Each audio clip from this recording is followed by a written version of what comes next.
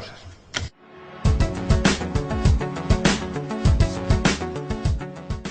Yo sé que la clave para entender la historia en los últimos 500 años es la formación de unas categorías sociales que se llaman clases.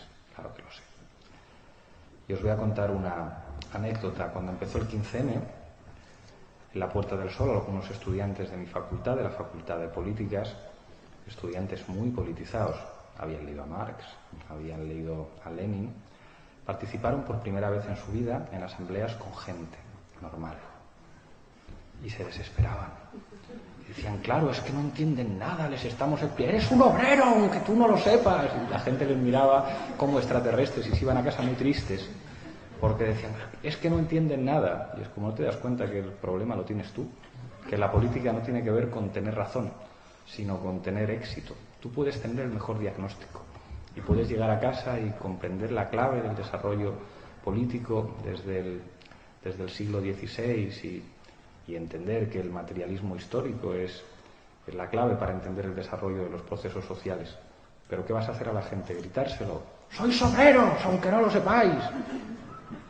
Está el enemigo deseando reírse de ti. Te puedes poner una camiseta con la hoz y el martillo. Incluso puedes llevar una bandera enorme de metros y metros y metros y metros y volverte a casa con tu bandera mientras el enemigo se está riendo de ti. Porque el pueblo, porque los trabajadores le prefieren a él, le creen a él, entienden a él cuando habla y no te entienden a ti, y puede que tú tengas razón. Y puedes pedirle a tus hijos que pongan una placa en tu tumba, siempre tuvo razón, aunque nadie lo supo. Pero cuando estudias las experiencias exitosas de los movimientos de transformación, te das cuenta que la clave del éxito es lograr establecer una cierta identificación entre los diagnósticos y lo que siente la mayoría. Y eso es muy difícil, eso implica cabalgar contradicciones. ¿Tú crees que yo tengo algún problema ideológico con una huelga de 48, de 72, salvaje, con ninguno? Pero es que hacer una huelga no tiene nada que ver con las ganas que tengamos tú y yo de hacerla, tiene que ver con la fuerza de las organizaciones sindicales.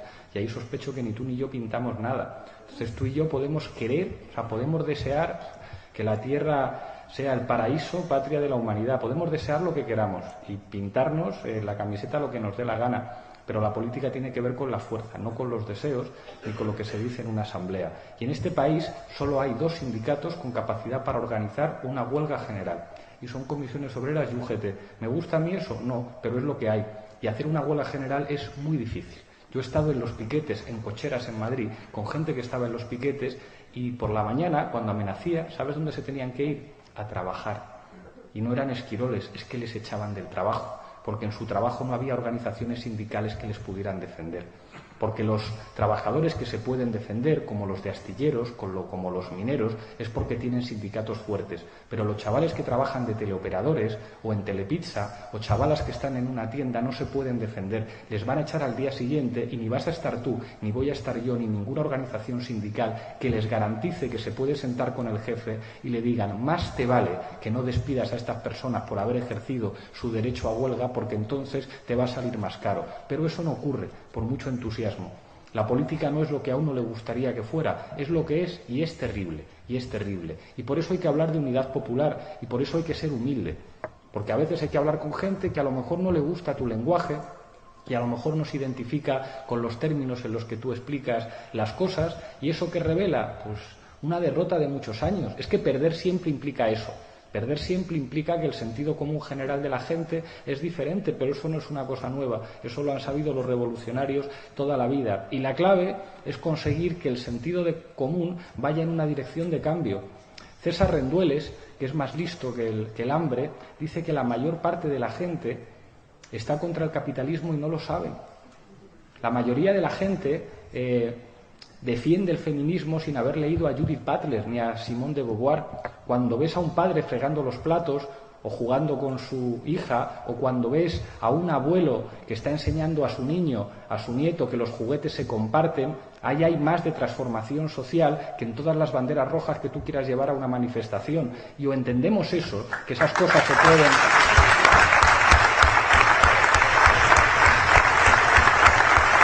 convertir con agregadores o se seguirán riendo de nosotros. El enemigo nos quiere así. El enemigo nos quiere pequeños, nos quiere con un lenguaje que nadie entiende, nos quiere minoritarios, nos quiere refugiados en nuestros símbolos de siempre. Está encantado porque sabe que así no representamos un peligro. Podremos tener un discurso muy radical, es decir, queremos hacer una huelga de salvaje, el pueblo en armas, los símbolos más fuertes, un montón de... Podemos llevar retratos a las manifestaciones de los grandes líderes revolucionarios y están encantados, se ríen de nosotros. Eso sí, cuando juntas a cientos, a miles de personas, cuando de repente lo que están diciendo convence a la mayoría, incluso a los que les votaban a ellos, entonces empiezan a tener miedo. Y a eso se le llama hacer política. Y esa es la principal enseñanza.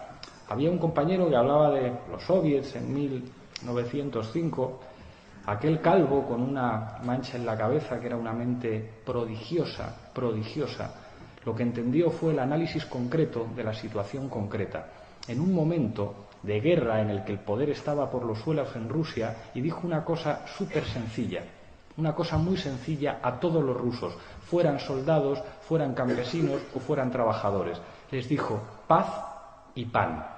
Y cuando dijo paz y pan, que era lo que quería todo el mundo, que acabara la guerra y poder comer, entonces un montón de rusos que no tenían ni idea de si eran de izquierdas o eran de derechas, que básicamente tenían hambre, dijeron, pues va a tener razón el calvo este. Y al calvo le fue muy bien. No les dijo materialismo dialéctico al pueblo de su país, les dijo paz y pan. Y esa es una de las principales lecciones del siglo XX. Y cuando uno pretende transformar las cosas copiando la historia, copiando los símbolos, lo que termina haciendo es, con todo el cariño y todo el respeto, el ridículo. No va a venir ningún país, ninguna experiencia concreta para repetirla tal que así. La clave es analizar los procesos, analizar las lecciones de la historia y comprender que en cada momento lo que significa paz y pan, si eso no tiene que ver con lo que siente la mayoría de la gente, es una reproducción en forma de farsa de lo que pudo ser una victoria trágica en ciertos momentos.